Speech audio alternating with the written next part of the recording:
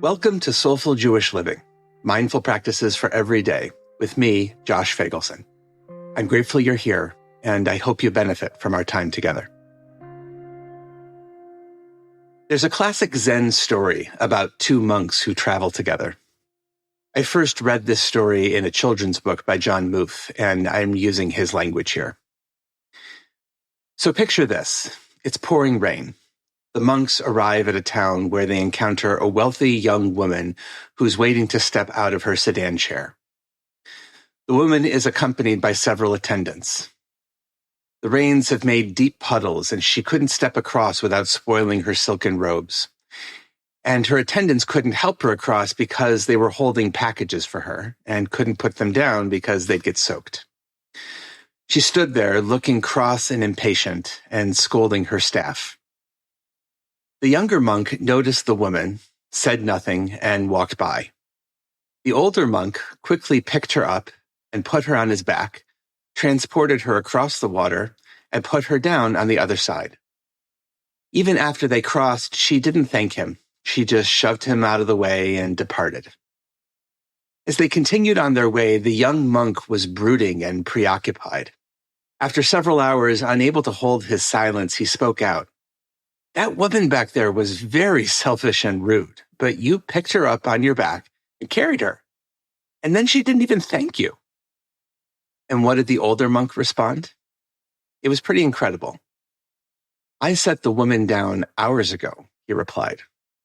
"Why are you still carrying her? Why are you still carrying her?" It's a fantastic question, and it teaches the lesson of the story. We can choose what to hold on to and what to let go of. The younger monk, who hadn't even carried the young woman, had chosen to carry his anger and resentment.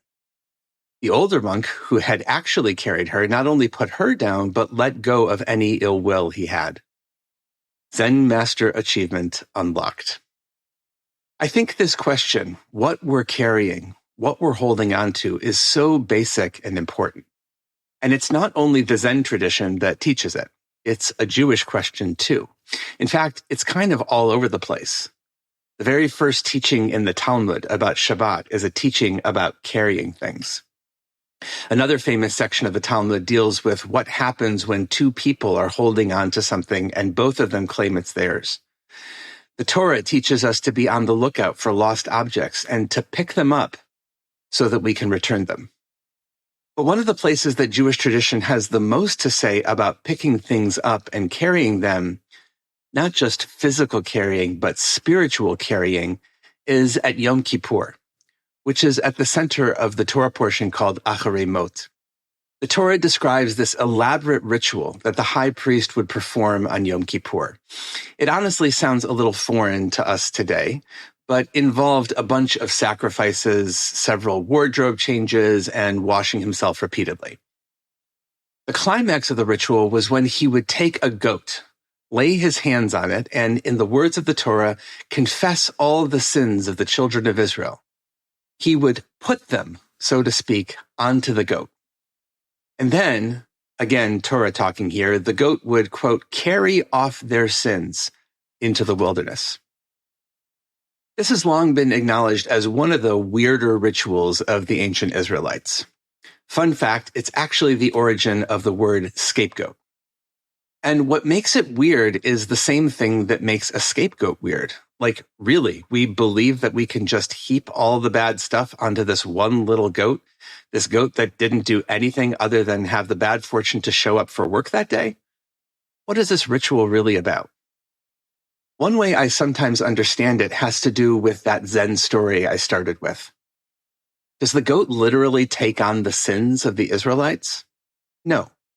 It's a symbol. And what it symbolizes is something really basic. We can let go. We don't have to hold on to our mistakes. We don't have to keep holding tight to our resentment or our anger, to the ways we've missed the mark. Like the Zen master, we can put them down. That's what I think the high priest is really teaching us in this ritual with the goat. We can soften our grip. We can let go. Of course, this is important work to do in the days and weeks leading up to Yom Kippur, but we read this Torah portion in the spring, right around Passover. And maybe there's a lesson in that too. We don't have to wait until Yom Kippur to practice letting go. We can do it all the time. We can do it now. So here's a meditation practice you can try. Assume a meditation posture. Dignified, allowing air to flow. Soften your gaze or close your eyes. Let yourself arrive in the moment. Let your body relax. Feel yourself supported and grounded. Now, if it's comfortable for you, let your awareness center in your breath. You might choose to notice the rising and falling of your belly as you breathe. See if you can notice any sensation of something you're holding on to. It could be in the body, tightness in the shoulders, around the eyes, in the jaw. It could be in the abdomen or somewhere else. See if you can bring some softness, some relaxation, and let go a bit. And as we sit a little longer, you might bring your attention to some less physical ways you're clinging or holding on. To a memory, to an emotion, to something else. Try to sense the quality of that holding on. And see how it might feel to loosen your grip a little, to hold it a little less tightly, to let go a little, to put it down.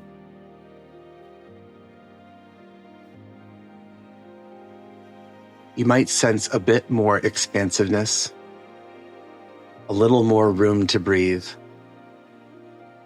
a little reduction in anxiety. This practice of letting go, of not carrying so much, it's available to you anytime. You don't have to wait for Yom Kippur. You can access it in this moment, right here and now.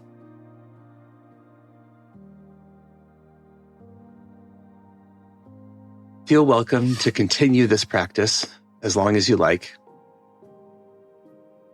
When you're ready, open your eyes if they've been closed, and notice how you feel. Hopefully a bit lighter because you've put down a bit of that weight you've been carrying. Blessings for the journey. Know that I'm on it with you.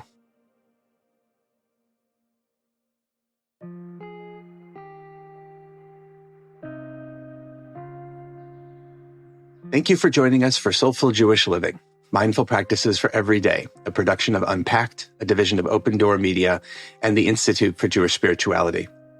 This episode was sponsored by Jonathan and Corey Califer and the Somerset Patriots, the Bridgewater, New Jersey-based AA affiliate of the New York Yankees.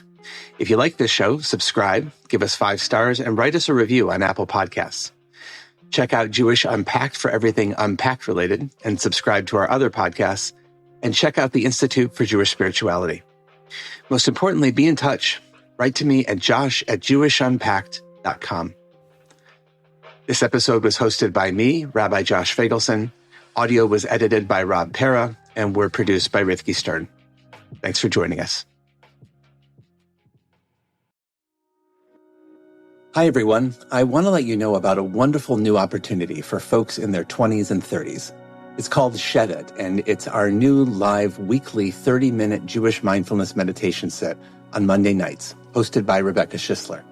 You'll be able to practice along with other spiritual seekers from all over, and we even have a great WhatsApp group for you to connect.